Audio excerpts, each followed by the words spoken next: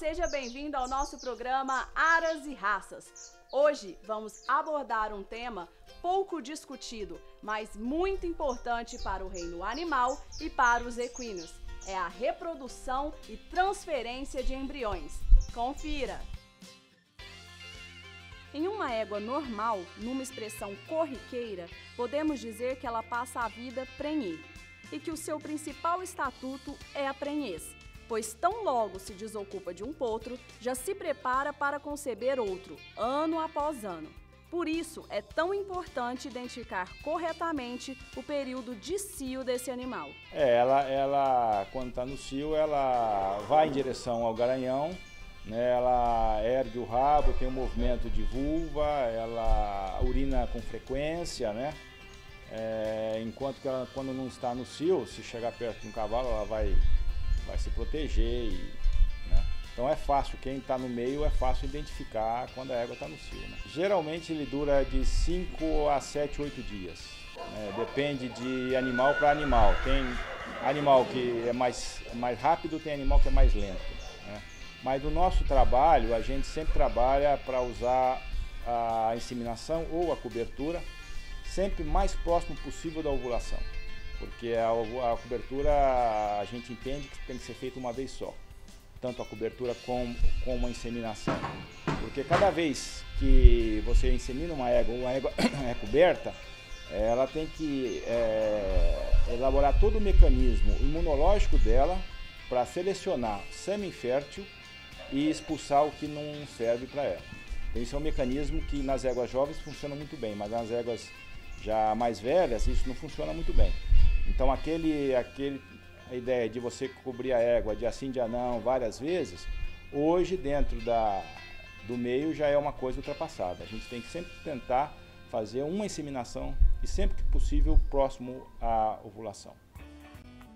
O cavalo tem que ter um bom desenvolvimento e aprumo. Tem que ser um animal melhorador da raça e, na sua parte reprodutiva, deve ter um bom desenvolvimento de testículos, um bom libido, que geralmente começa aos 14 ou 15 meses de idade e vai atingir seu ápice em torno dos 7 anos de idade, mas sua maturidade sexual depende de alguns fatores.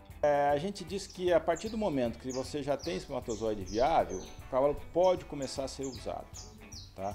Ele vai ter um ejaculado já com condições mínimas para prenhar uma égua em torno de 24, 25 meses. A partir desta idade, ele já está apto a entrar na reprodução. É claro que isso depende de vários fatores, né? Você vai falar, não, um cavalo com 24 meses já pode ir para a reprodução? Eu diria que não.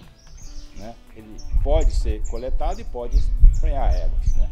Mas aí existem vários fatores. Por exemplo, à medida que você começa a usar o cavalo mais cedo, exacerba um pouco mais o libido, ele pode ficar um cavalo um pouco mais agressivo, tá certo? Isso você tem que esperar um pouco ele ter um desenvolvimento ideal. Eu acredito que um cavalo a partir dos 3 anos e meio já está apto a começar a ter uma frequência de coberturas dentro dos padrões normais, né? Nos equídeos, em geral, o instinto de reprodução aparece em torno dos 18 meses. Contudo, a reprodução em animais jovens não é recomendada, porque a égua fecundada na fase de crescimento retira o alimento para a constituição do feto do próprio organismo e, consequentemente, atrapalha o seu desenvolvimento. Além desse fator, deve-se observar a época certa para fazer a monta e é fundamental que isso seja feito. No Brasil, essa estação de monta compreende outubro, novembro e dezembro, que são os meses de maior fecundidade. O melhor período é a hora que a égua está pré-ovulatória, seria a hora que ela está no cio e no momento já próximo à ovulação. Esse é o melhor período, porque a égua está com todo o mecanismo já para receber o sêmen já pronto.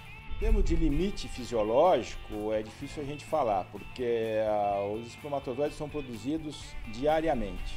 Um garanhão produz em torno de 6 bilhões de espermatozoides por dia, tá certo? Agora, a frequência é um negócio um pouco perigoso. Tá? A gente preconiza que deve ser coberto, fazer 3 coberturas, no máximo 3 saltos por semana. Porque a gente vê por aí gente cobrindo éguas de manhã, de tarde com cavalo quase que toda a estação. Mas isso prejudica muito, porque se você coletar o cavalo 3 vezes por semana e se você coletar o cavalo 6 vezes por semana, a produção espermática semanal vai ser a mesma, tá certo? Então se você cobrir todo dia, no final da semana você vai coletar a mesma quantidade de espermatozoides que você cobriria 3 vezes por semana. Então se você cobre 3 vezes por semana, você favorece muito o libido do cavalo.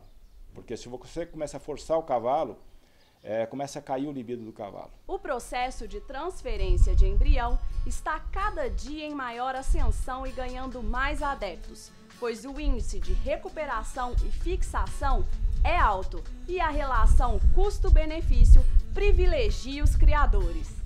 Hoje é uma transferência de embrião que a gente chama transferência de embrião não cirúrgica. Porque a transferência de embrião, quando surgiu, os primeiros embriões foram nascidos em 1986, 87, a transferência era cirúrgica. Né? Você coletava o embrião da égua, a hora de transferir para a receptora, você abria o flanco da receptora, né? Pegava o útero, fazia um orifício no útero e colocava o embrião via cirúrgica. Isso começou nos Estados Unidos e foi até 2003 essa técnica. Nós aqui no Brasil somos pioneiros. A partir de 96 nós começamos a fazer alguns experimentos de transferência não cirúrgica e começamos a ter resultados positivos. Né? Então eu acho que o Brasil é o pioneiro no mundo em transferência de embrião não cirúrgico. Os primeiros embriões nossos foram nascidos em 96, 97. Né? E os Estados Unidos ainda começou com a transferência, continuou com a transferência cirúrgica até 2003. Depois, com o intercâmbio que a gente tem com os Estados Unidos, a gente tem ido lá, nesse período fomos fazer algumas transferências lá e tal, e eles começaram a treinar essa técnica, e aí a técnica a partir de 2003 se tornou mundial como transferência não cirúrgica, que é a mais simples, não necessita de uma cirurgia, né? E os índices são índices muito bons. Coletar embrião, todo mundo pode coletar. Existem muitos profissionais que o fazem. Porém, o importante é observar se a receptora está apta para receber esse embrião. Ela deve estar em um nível de hormônio elevado 3 dias antes da doadora. E isso deve ser bem controlado e avaliado para que o processo dê certo. Escolher bem e controlar o processo hormonal da receptora é a peça-chave para o sucesso da transferência de embrião. O mecanismo natural é ela rejeitar. Ela vai tentar rejeitar esse processo. Então a gente, junto da transferência, a gente faz aplica algumas substâncias para bloquear a rejeição da égua durante 4, 5 dias. Para instalar a prenhez, aí depois segue junto. E eu acho que o grande passo é a avaliação da receptora, manipulação do embrião depois que você coleta, tem que ser uma manipulação com risco zero de contaminação. Se você manipular o embrião e o embrião contaminar no meio que você está manipulando o embrião, com certeza esse embrião não vai seguir para frente. E eu diria também o modo de colocar um embrião no útero. Isso é treinamento. Eu hoje tenho quase 20 anos de transferência de embrião e tem éguas que eu transfiro o embrião e falo, esse embrião não vai pegar porque não foi bem transferido. Então isso é treinamento nessa técnica. Mas o grande segredo que eu digo, é saber a fisiologia da receptora e saber se ela está apta ou não a receber o embrião. Hoje você acompanhou a entrevista do renomado médico veterinário Dr. Marcelo Barbante. Amanhã vamos voltar falando sobre o sucesso que ele tem obtido aqui no Aras Balobê e sobre os planos e desafios de 2015 do advogado Rogério Marques. Até amanhã! Tchau!